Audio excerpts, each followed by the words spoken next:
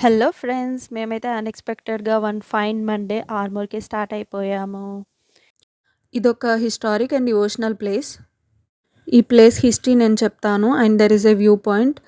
Love story మూవీలో ఆర్మూర్‌లో shooting చేశారు కదా! ఆ వ్యూ పాయింట్ కూడా చూపిస్తాను. వీడియో ఎండ్ వరకు చూడండి. నేచర్ చూడండి ఇక్కడ ఎంత బావుందో. ఒక కోనేరు ఉంది ఇక్కడ.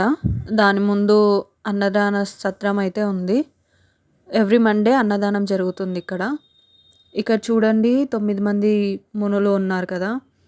9 మంది యాక్చువల్‌గా నేచర్ నుండి పుట్టారంట. ఇక్కడ అయ్యవారు ఒక్కరు స్టోరీ మాకు చెప్పారు. సో, ఆ 9 మంది నేచర్ లైక్ ఒకరు ఆవు పేడ నుండి అలా సంథింగ్ అలా పుట్టారంట. ఇక్కడ బయటకు దారి అని కనిపిస్తుంది గదండీ! యాక్చువల్‌గా మేము ఆఫ్టర్‌నూన్ టైంలో అలా వచ్చాము. జనాల రష్ ఎక్కువ లేకుండే. సో, మేమిక్కడ బ్యాక్ సైడ్ నుండయితే దర్శనానికి వెళ్ళినాము. Coming back to the story. ఆ 9 మంది సిద్ధులైతే దత్తాత్రేయ స్వామిని మమ్మల్ని మీరు శిష్యుల్ని చేసుకొని విద్య చెప్పండి అని అడిగారంట. అప్పుడు దత్తాత్రేయ స్వామి సరే అని ఒప్పుకొని వాళ్ళకి విద్య నేర్పించారు. ఇక్కడ చూడండి దర్శనానికి గుహ లోపలికి స్టార్ట్ అయిపోయాము. సో, మళ్ళీ స్టోరీలోకి వెళ్తే దత్తాత్రేయ స్వామి సిద్ధులతో ఇలా అన్నారు. నేను మీకు పంచిన విద్యని మన భారతదేశం మొత్తం తిరిగి ఈ విద్యను అందరికీ పంచాలి అని చెప్పారు. అప్పుడు ఈ 9 మంది సిద్ధులు విద్యను బోధించడానికి స్టార్ట్ అయిపోయారు.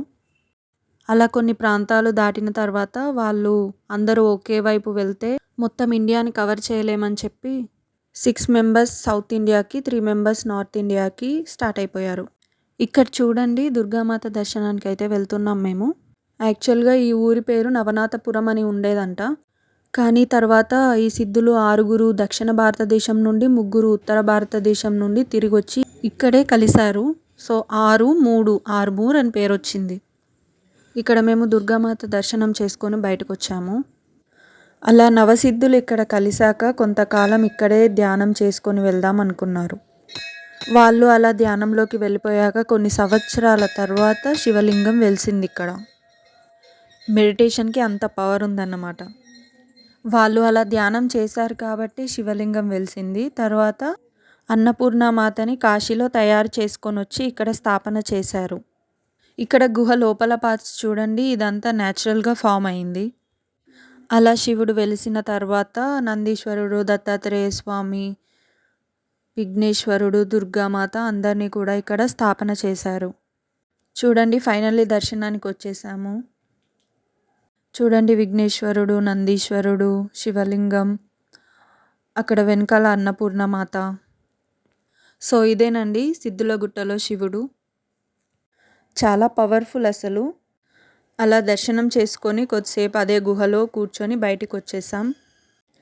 ఇక్కడ చూడండి తిరుపతిలో అలిపిరి మెట్లలాగా ఇక్కడ ఊర్లో నుండి ఇలా స్టెప్స్ ఉన్నాయి. కానీ ఈ మధ్య కోతుల బెడద ఎక్కువగా ఉండడం వల్ల అటు సైడ్ నుండి రోడ్ పైగా ఆటోలో, వెహికల్స్‌లో వస్తున్నారు.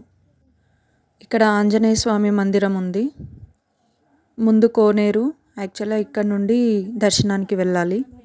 రష్ ఉన్నప్పుడు దర్శనానికి చాలా టైం పడుతుందంట. ఆల్మోస్ట్ 1-2 అవర్స్ పడుతుంది. శివభక్తులకి అలాగే నేచర్‌ని ఇష్టపడే వాళ్ళకి ఇది మస్ట్ విజిట్ ప్లేస్.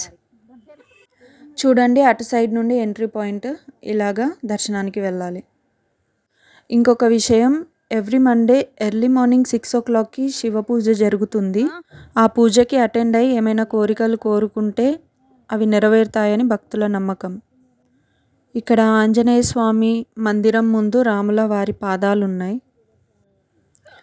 ఈ ప్లేస్ అయితే మాకు చాలా బాగా నచ్చింది. కొద్దిసేపు అలాగా ఇక్కడే ఉండి ఫొటోస్ దిగి నేచర్‌ని ఎంజాయ్ చేస్తూ ఉన్నాము.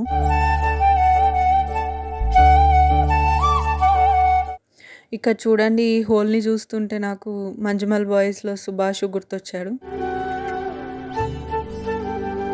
చూడండి అప్పుడే ఒక కోతి వస్తూ ఉంది. మేము ఇక్కడ నుండి జంప్ ఇంకా.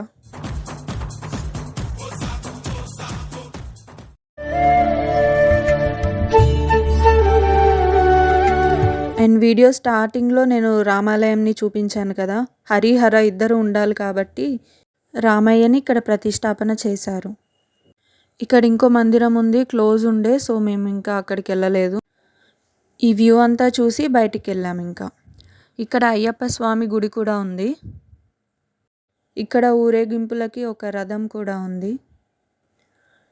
ఇక్కడ చాలా ఖాళీగా ఉండే జనాలు అసలు లేరు. ఈవినింగ్ అయ్యింది.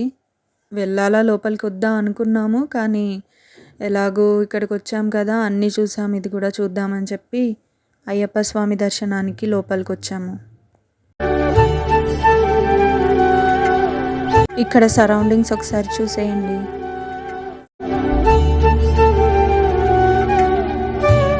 ఈ గుడి కూడా క్లోజ్ ఉండే. పంతులు అలా ఎవరు లేకుండే.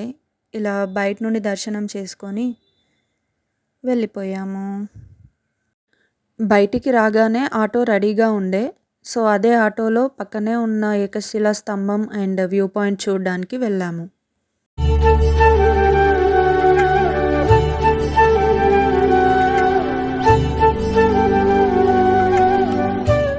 ఇక్కడ చూడండి, ఇదే ఏకశిలా స్తంభం. మనం ఏదైనా ఒక కోరిక కోరుకొని ఒక కాయిన్ అలా పైకి విసిరేస్తే అక్కడ గూడులాగా ఉంది కదా! అందులో పడితే మన కోరిక నెరవేరుతుందని నమ్మకం. చూడండి గైస్, ఫైనల్లీ మనం వ్యూ పాయింట్‌కి అయితే వచ్చేసాం. So, this is the view. Love story మూవీలో చూపించారు. కావాలంటే మీరు చెక్ చేయండి. మూవీలో 4 రోజులు పండగుంది, ఇంటికెళ్ళొస్తామని చెప్పి నాగ చైతన్య ఇలా బైక్ పైన ఇట్లానే వస్తుంటారు. ఇదే వ్యూ కనిపిస్తుంది.